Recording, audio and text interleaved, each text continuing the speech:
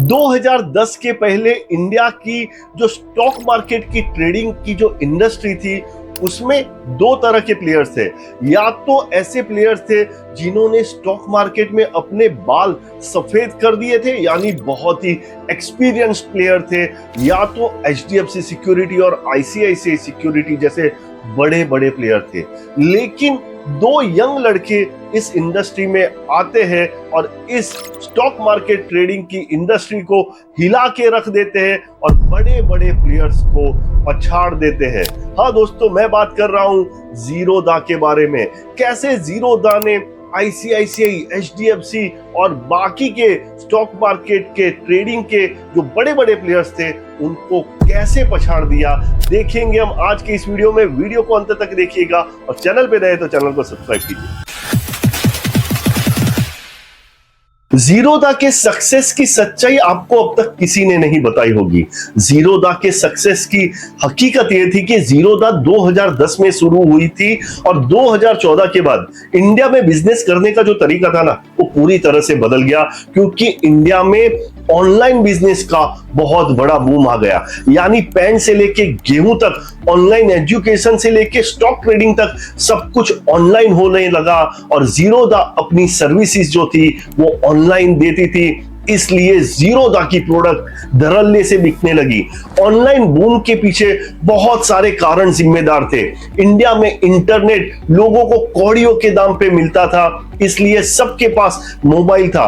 India की ज्यादातर population जो थी वो यंग पॉपुलेशन थी, वो टेक्नोलॉजी को अच्छे से समझती थी। इंडिया के लोगों की डिस्पोजेबल इनकम भी बहुत ज्यादा बढ़ने लगी।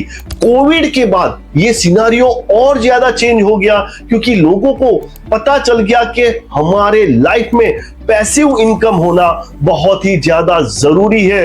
और सोशल मीडिया के प्लेटफॉर्म जो थे उस पे बहुत सारे फाइनेंशियल इन्फ्लुएंसर इसकी अवेयरनेस यानी स्टॉक ट्रेडिंग की अवेयरनेस को बहुत ज्यादा बढ़ाने लगा और इस सब की वजह से ज़ीरोधा की जो प्रोडक्ट्स थी वो बहुत तेजी से बिकने लगी। और ज़ीरोधा की सक्सेस का सबसे बड़ा रीजन यानी ज़ीरोधा ने ऑनलाइन बिजनेस का जो बूम था, जो वेव था, उस पे राइड किया और ज़ीरोधा को सक्सेस मिल गई। आईसीआईसीआई, एचडीएफसी जैसे जो प्लेयर्स थे वो इस ट्रेंड को भांप नहीं पाए और ज़ीरोधा ने बाजी मार ली। क्या लेकिन ये एक ही चीज जिम्मेदार थी ज़ीरोधा की सक्सेस के लिए? नहीं दोस्तों, ज़ीरोधा ने जो स्ट्रेटेजी अपनाई थी वो बहुत ही कमाल की अपनाई थी। एक्चुअली जो नितिन कामत थे वो 17 साल के थे, तब से उनको ट्रेडिंग का चस्का लग गया था, लेकिन उनके पास पैसा नहीं था। तो उन्होंने क्या किया, रात को वो कॉल सेंटर में जॉब करते थे और दिन में स्टॉक ट्रेडिंग करते थे। धीरे धीरे उनके कुछ कस्टमर बनने लगे जिनको वो एडवाइस देते थे।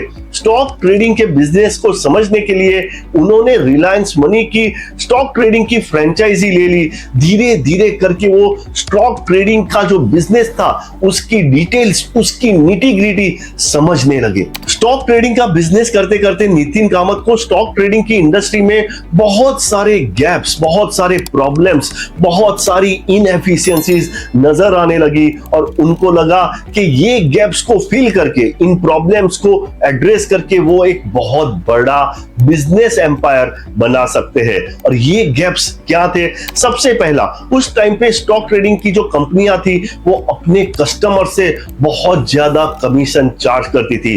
दूसरा, स्टॉक ट्रेडिंग की कंपनियां बड़े बड़े कस्टमर्स पे तो बहुत ज्यादा फोकस करती थी, लेकिन छोटे कस्टमर्स को वो वैसे ही छोड़ देते थे। और उस टाइम पे स्टॉक ट्रेडिंग की इंडस्ट्री मोर और लेस अनऑर्गेनाइज सेक्टर की तरह काम करती थी, यानी बहुत ज्यादा फ्रॉड्स होते थे स्टॉक ट्रेडिंग में, लोगों के बहुत सारे पैसे डूब जाते थे। और इन सब प्रॉब्लम्स को एड्रेस करने के लिए नितिन कामत ने एक नई कंपनी शुरू की जिसका नाम था ज़ीरोधा। ज़ीरोधा ये कैसा नाम है? ज़ीरोधा का मतलब होता है जीरो रोधा, रोधा का मतलब होता है प्रॉब्लम या हर्डल, यानी नितिन कामत ने जीरो प्रॉब्लम वाली कंपनी शुरू की। नितिन कामत ने जो सबसे पहला स्टेप लिया, उसने पूरे स्टॉक ट्रेडिंग की इंडस्ट्री को हिला के रख दिया। उस टाइम पे स्टॉक ट्रेडिंग की जो कंपनियां थी वो अपने कस्टमर्स को परसेंटेज में कमीशन चार्ज करती थी। यानी आपने 1 करोड़ रुपए के शेयर खरीदे तो आपको 0.25% के हिसाब से 25,000 रुपए का कमीशन देना है। आपने अगर 5 करोड़ रुपए के शेयर खरीदे तो आपको 1,25,000 रुपया कमीशन देना है। यानी कमीशन कंपनियां बहुत ज्यादा लेती थी। इस स्ट्रक्चर में सबसे बड़ा प्रॉब्लम यह था कि स्टॉक ट्रेडिंग की जो कंपनियां होती थी उनकी कॉस्टिंग उतनी ही आती थी।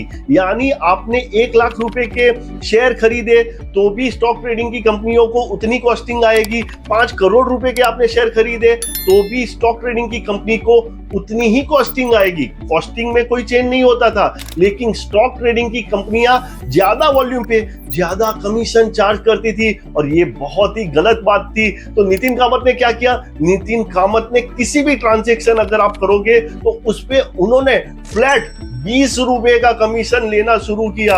यानी उन्होंने कौड़ियों के दाम पे स्टॉक ट्रेडिंग की सर्विसेज बेचना शुरू कर दिया और इस चीज ने पूरी स्टॉक ट्रेडिंग की इंडस्ट्री को हिला के रख दिया। स्टॉक ट्रेडिंग की इंडस्ट्री में बहुत सारी कंपनियां अपने कस्टमर्स को मार्जिन फंडिंग देती थी और आज भी देती है। मार्जिन फंडिंग में क्या होता है कि कस्टमर्स के अकाउंट में पैसे नहीं होते हैं फिर भी वो शेयर खरीद सकते हैं। इससे क्या होता था कि कस्टमर्स को लालच आ जाती थी, उनको टेम्पटेशन हो जाता था, वो पैसे ना होने पे भी शेयर खरीद लेते थे। उनको लगता था कि बाद में पैसे पे कर दूंगा, लेकिन इस चक्कर में बहुत सारे कस्टमर्स को लॉस हो जाता है। लेकिन जीरोधा ने कभी भी मार्जिन फंडिंग को प्रमोट नहीं किया। आज से भी बहुत सारी ऐसी चीजों पे चाबुक मारना शुरू किया है तो जीरोधा के कस्टमर्स को प्रॉब्लम नहीं हो रहा है, लेकिन बाकी के जो स्टॉक ट्रेडिंग की कंपनियां हैं उनको और उनके कस्टमर्स को बहुत ज्यादा प्रॉब्लम्स फेस करने पड़ रहे हैं। जीरोधा की एडवर्टाइजमेंट आपने कहीं पे भी देखी नहीं होगी। यानी जीरोधा की जो कस्टमर एक्विजिशन कॉस्ट जो है वो 0 है। हाँ दोस्तों, जीरोधा ने अपने कस्टमर्स को एक्वायर करने के लिए एक भी पैसा खर्चा नहीं किया है। तो उनके इतने ज्यादा कस्टमर्स कैसे बने? यानी जीरोधा के पास आज करीब करीब 70 से 80 लाख कस्टमर्स है।